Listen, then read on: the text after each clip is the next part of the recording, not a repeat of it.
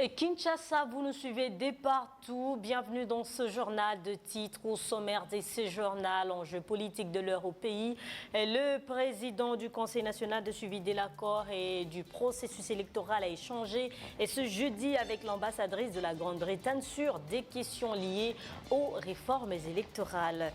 Comment trouver la solution au problème des nouvelles unités? Cette question était au menu d'une séance de travail entre les vice-premiers ministres et ministres du budget et les ministres de l'enseignement primaire, secondaire et technique et quelques experts de ces deux ministères ce jeudi à l'immeuble du gouvernement.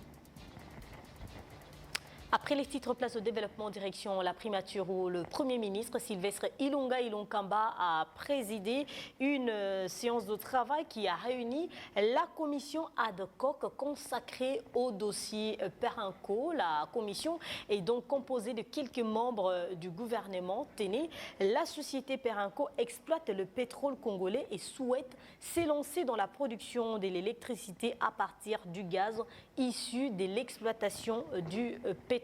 Le compte rendu est donc fait ici par les vice-premiers ministres, ministre du budget Jean Baudouin-Maillot.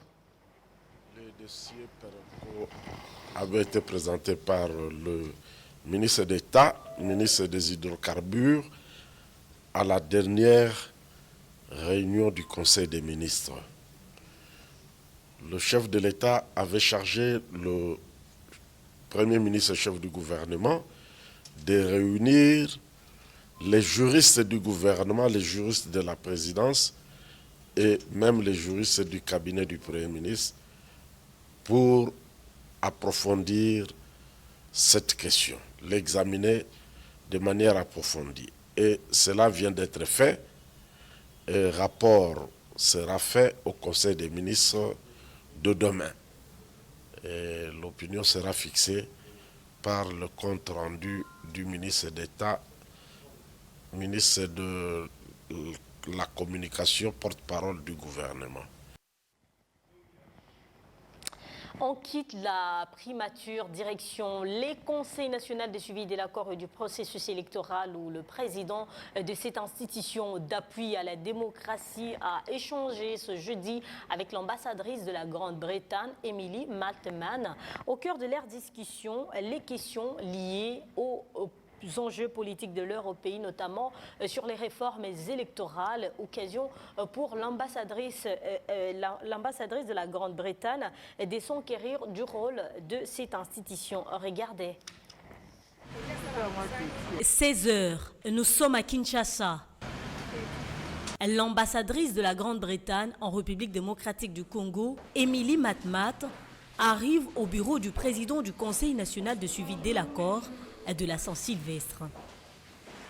Les échanges entre Olenga Koi et son invité étaient basés sur les grandes questions du jour au pays, notamment les réformes électorales. Oui, la question de réforme électorale. Donc, j'ai mieux compris maintenant le rôle du CENSA, qui est important dans le chemin vers la démocratie dans ce pays. Alors, la Grande-Bretagne est là pour appuyer le Congo vers le développement, vers la paix et aussi la démocratie. Donc nous serons là à côté du Congo et des Congolais.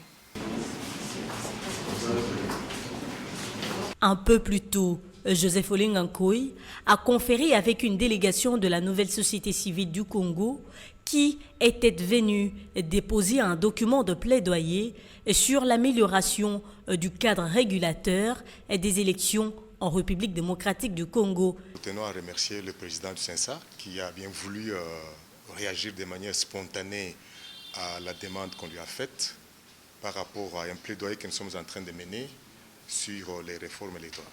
Comme vous le savez, la nouvelle République congolaise a produit un vade-mecum, un document de plaidoyer qui contient quelques recommandations ayant trait à l'amélioration du cadre régulateur des élections dans notre pays. Alors il faut noter que ça a été des échanges très fructueux avec le président du CENSA, M. Olenganko et Joseph, qui nous a surpris en nous donnant, contribuant aussi à ces recommandations contenues dans les Vade-Mecum. Et donc, nous avons été devant un homme engagé lui-même sur la voie des réformes.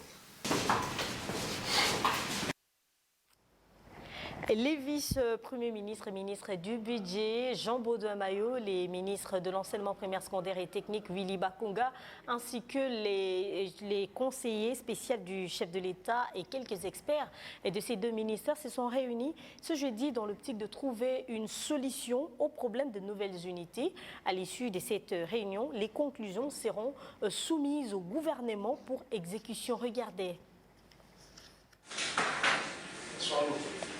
Au cours d'un exercice budgétaire, le gouvernement congolais est parvenu à payer 132 000 enseignants non payés suite à l'effectivité de la gratuité de l'enseignement primaire en République démocratique du Congo et 144 000 autres nouvelles unités.